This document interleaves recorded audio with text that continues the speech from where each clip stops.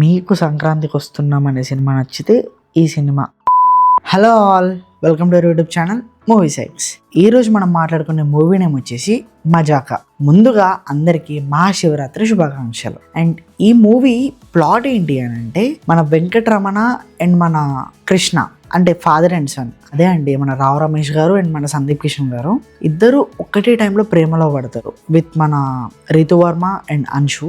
So అసలు వాళ్ళు పడ్డానికి రీజన్ ఏంటి అండ్ ఆ తర్వాత ఎలా జరిగింది, ఫైనల్గా వాళ్ళిద్దరికి పెళ్ళయిందా కాలేదా అనేది మనకి స్టోరీ లైన్. సో ఈ మూవీ ఫస్ట్ నేను పర్ఫార్మెన్స్ వైజ్గా మాట్లాడతాం. మూవీలో సందీప్ కిషన్ గారు మళ్ళీ తర్వాత మన రావు రమేష్ గారు ఇద్దరు ఈక్వల్ పర్ఫార్మెన్స్ ఇచ్చారని చెప్పొచ్చు. తెలుసా, చాలా బాగా చేశారు. అంటే హీరో సందీప్ కిషన్ లేకపోతే మన రావు రమేష్ గారు అన్న క్వశ్చన్లో పడిపోతారు, అంత బాగా చేశారు ఇద్దరు.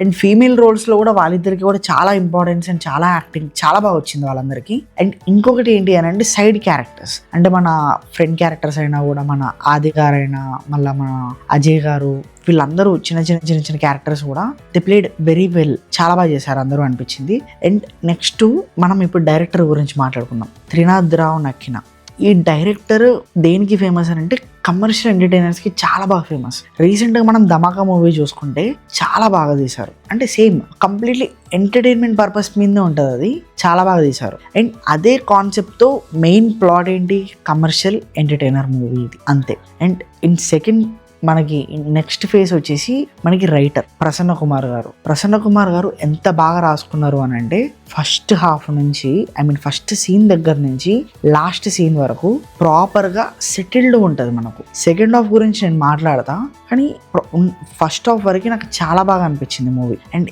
ఇంకొకటి music by Leon James, background music అయినా మన ఎమోషనల్ బీజిఎమ్స్ అయినా అండ్ కొన్ని ఎమోషనల్ సీన్స్లో చాలా బాగా ఇచ్చాడు అనిపించింది. అండ్ ఇంకొకటి ఏంటి అని అంటే, ఇప్పుడు నేను కొన్ని నెగిటివ్స్ గురించి మాట్లాడతాను. అంటే నాకు నెగిటివ్స్ మాట్లాడడం అంత ఇష్టం ఉండదు, బాగుందని చెప్తే లేకుంటే లేదని చెప్తా. But I need to talk about this. First half అయిపోయేంత వరకు నేను చాలా బాగా ఎంజాయ్ చేశాను. సెకండ్ హాఫ్ ఇంకెంత బాగుంటుందో అన్న థాట్ నాకు ఆటోమేటిక్గా వచ్చింది. కానీ సెకండ్ హాఫ్లో నాకు ఎందుకు రష్గా వెళ్ళిపోయినట్టు అనిపించింది.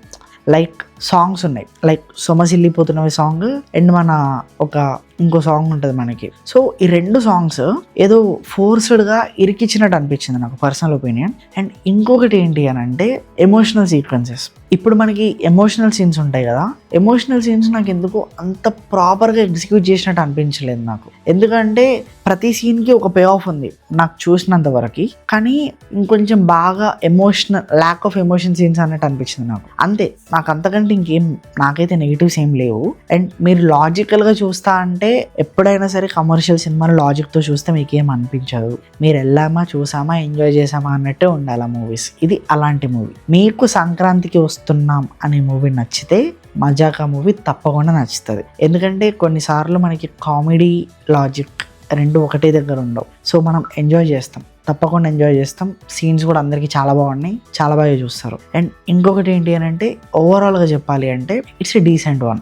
ఎందుకు చెప్తున్నా అంటే, మీరు ఒక కమర్షియల్ సినిమా చూసినట్టు చూడండి, మీరు చాలా బాగా ఎంజాయ్ చేస్తారు. నాకు అలానే అనిపించింది. మీరు లాజికల్ వెతికితే ఎక్కడైనా బొక్కలే కనిపిస్తాయి, ఎక్కడైనా అంతే. సో నా సజెషన్ అయితే థియేటర్స్లో చూడొచ్చు అని అడిగితే కొన్ని సీన్స్ కోసం చూడొచ్చు, కొన్ని కామెడీ సీన్స్ కోసమైనా కొన్ని you can experience on theatres. And once again happy Mahashivratri.